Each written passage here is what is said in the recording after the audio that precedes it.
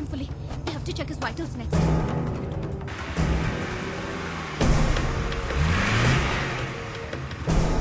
చేతులు కనపడుతున్నాయి. కవర్ చేయి.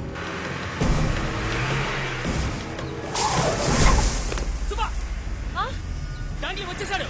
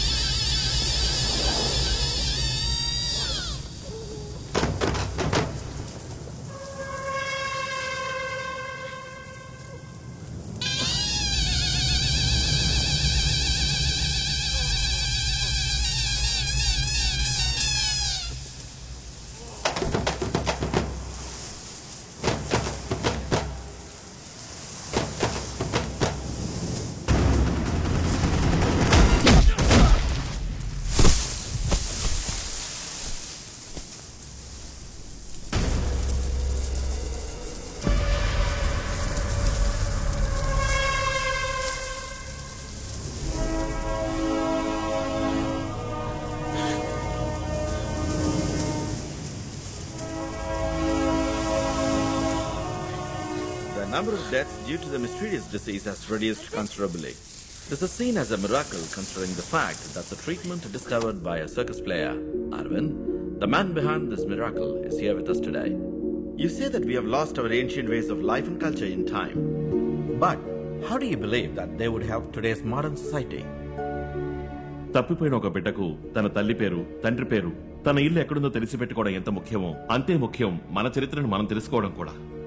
మనం చరిత్రని మర్చిపోయినందువల్లే శాస్త్ర విజ్ఞానాన్ని కూడా మర్చిపోయాం. మన శౌర్యం, పౌరుషం మనకి తెలియకూడదని మనని పాలించిన వారు కుయుక్తితో దాన్ని మరుగుపరిచారు. మత మార్పిడి, జాతి మార్పిడి, భాష మార్పిడి చేసి మన జాతి ఘనతని తుడిచివేశారు.